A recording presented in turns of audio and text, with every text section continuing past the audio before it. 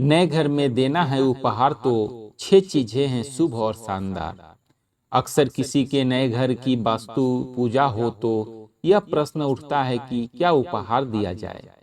कुछ ऐसा जो घर के मालिक को तो अच्छा लगे ही, साथ ही उनके घर के लिए भी शुभ हो, वास्तु के अनुरूप भी हो और कलात्मक दृष्टि से भी आकर्षक हो। आइए जानें वास्तु के अनुसार कि कौन सा उपहार नए घर के लिए शुभ होता है। नंबर 1, हाथी। सभी शास्त्रों और पुस्तक इस बात को लेकर एक मत है, नए घर के शुभारंभ में हाथी या हाथी का जोड़ा देना अत्यंत शुभ होता है।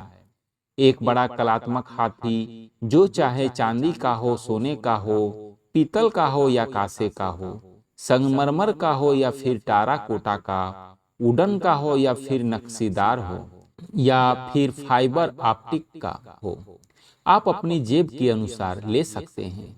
यहाँ तक कि हाथी की पेंटिंग भी बहुत शुभ मानी जाती है। घर के पूजा में इसे देने से घर के मालिक की आय में वृद्धि होती है और रिश्तों में भी मिठास रहती है। नौकरी पेशा अगर लोग हैं तो उनके घर के लिए भी यह अक्षय रहेगा, जिनक रूप से फलदायी होगा।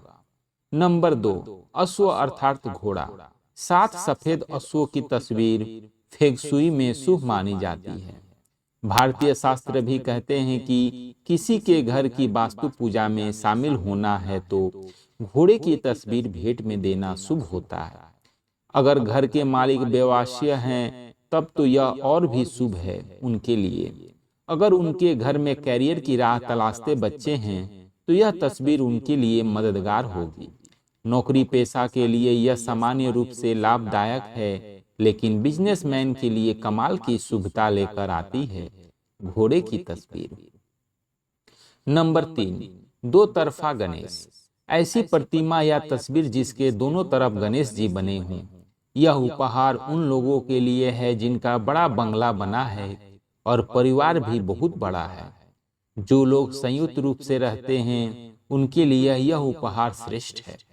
शास्त्रों में कहा गया है कि गणेश जी की पीठ के पीछे दरिद्रता रहती है, अतः ऐसी प्रतिमा जिनमें दोनों तरफ गणेश जी का मुख ही दिखाई दे वह परिवार के लिए कल्याणकारी है। ऐसी प्रतिमा घर में निरंतर मंगल की सूचना लाती है और यह मुख्य द्वार पर ही लगाई जाती है।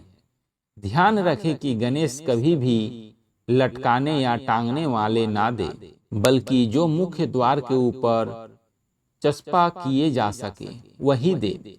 एक और बात, कभी भी गणेश का सिर्फ चेहरा ना दे, बल्कि पूर्ण रूप से जिनका विग्रह दिखाई दे ऐसे गणेश को प्राथमिकता दे। नंबर 4, परिधान अर्थात वस्त्र। यह वर्षों पुरानी परंपरा है कि नए घर के वास्तु पर परिजन घर के मालिक को वस्त्र इत्यादि दे। यह परंपरा सच में मंगलकारी है। जहाँ वास्तु पूजा हो रही है वहाँ पर घर के पूरे परिवार को परिधान और नगद राशि देना सौभाग्य सूचक है। यह लेने और देने वाले पक्ष के लिए शुभकारी है। घर के बड़े से लेकर छोटे सदस्यों को भी उपहार या नगद देना चाहिए। अगर घर के मालिक घनिष्ठ हैं, रिश्तेदार हैं, तो सोचने की आवश्यक नहीं, वस्त्र ही दीजिए। आपको बस इतना सोचना है कि उनके परिधान, कपड़े, साड़ी आदि कहाँ से लेने हैं। नंबर 5, पियोनिया के फूल। पियोनिया के फूल को फूलों की रानी कहा जाता है। पियोनिया के फूल सौंदर्य, प्रेम एवं रोमांस के प्रतीक माने जाते हैं। यह फूल सामान्यतः स्त्रियों से संबंधित माना जाता है।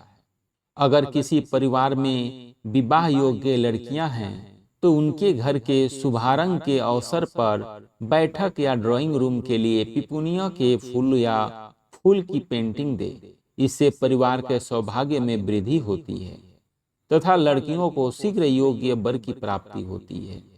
इसे प्राय बैठक या दक्षिण पश्चिम दिशा के कोने में रखना चाहिए।